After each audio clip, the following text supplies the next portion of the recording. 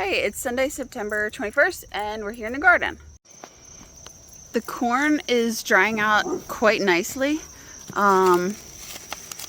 We've tried to pop a couple of the test ears, and it's kind of trial and error figuring it out. This ear looks good, but the stalk's still green, so I'm not gonna take it because the internet seems to say you really have to let it totally dry on the stalk. Some of the stuff I harvested so far, I dried out on a dehydrator and then baked it in the oven really low, and that was too dry. It didn't pop. So we put those kernels in a mason jar with a little water, mixed it up real well, let it sit a couple days to slightly increase the moisture content, and then all of a sudden it started popping. So there's definitely a sweet spot. Obviously, the kernels need some amount of moisture to pop. So yeah, we'll be trying to figure that out. We were away for a couple days in the Poconos, so later we're doing a big harvest. I think this is kind of like the last push for a lot of these plants, although this one has a lot of greens on it. This one I think is pretty close to done. All the stuff that is on it is that's probably going to be it for the year. So not too shabby.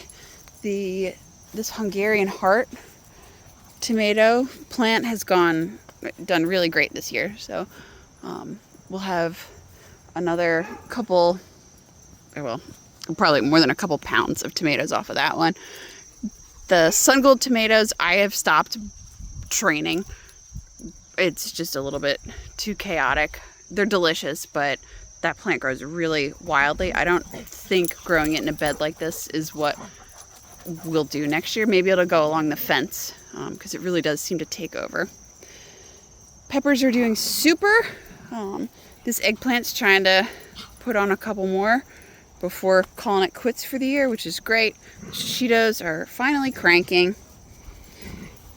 These tiger's eye beans are mostly dry enough. Like, I think you just heard the shell snap.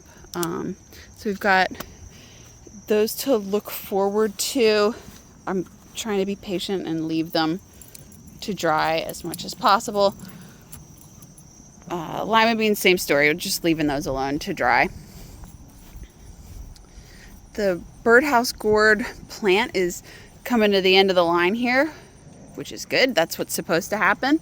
You're supposed to let it die completely, and then once like all the vines are brown, we trim these and let them dry in the garage, and then you can hollow them out and make birdhouses. I have no idea how we're gonna get this one out of here. I think that's probably gonna involve a knife, because there's no way to get that out intact. Because we found so many of those caterpillars last time.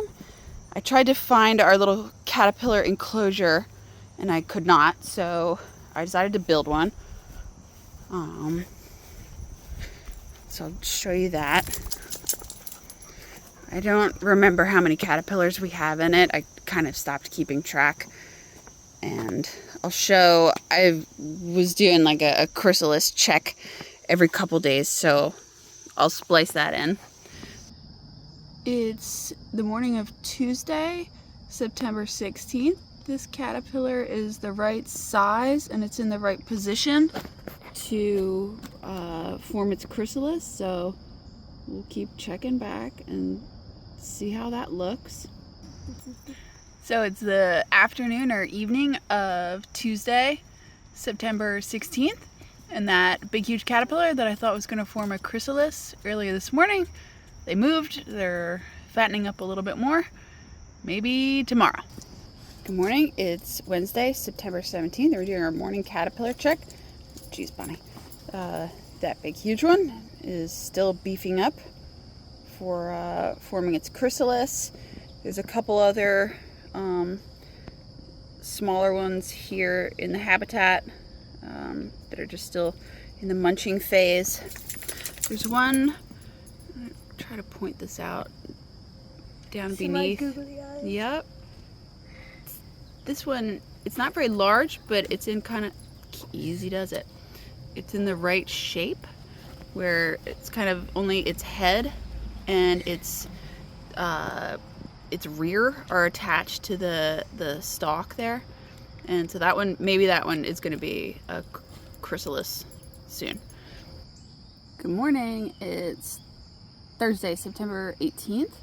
Just doing a chrysalis check. So this one is well on its way. I adjusted the leaves in there so it could be observed a little better. See how just the tail and the head are attached, and the body of the caterpillar is pulled away. So that one's on its way to form a chrysalis. And that other big, huge honker that we were observing lately migrated all the way up to the top of the enclosure here. Sorry, not great at focusing. And this one, its little feet are still grabbing on to the screen here. And as it gets closer to forming its chrysalis, the feet that are, ooh, that's a better angle. So this caterpillar is, it's still, all the feet are still attached to the screen.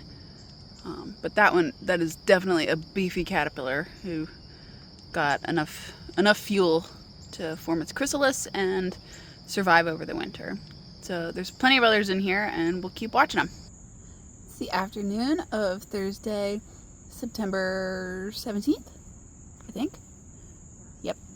So that caterpillar that this morning we noticed was in the right position, it has indeed formed a chrysalis. That brown thing is a chrysalis, and yeah. But here's the current state. Quite a few friends in there. This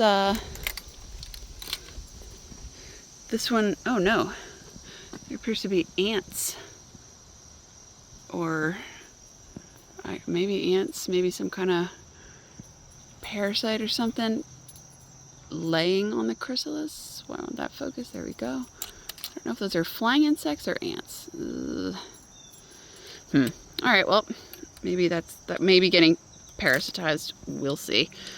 So this enclosure's far more substantial than it needs to be, considering that it's just caterpillars and butterflies going in it. The design I wanted includes a key feature, which is when it's not in use, we can fold it flat. So that's why it kind of needed to be a little sturdier than caterpillars actually need.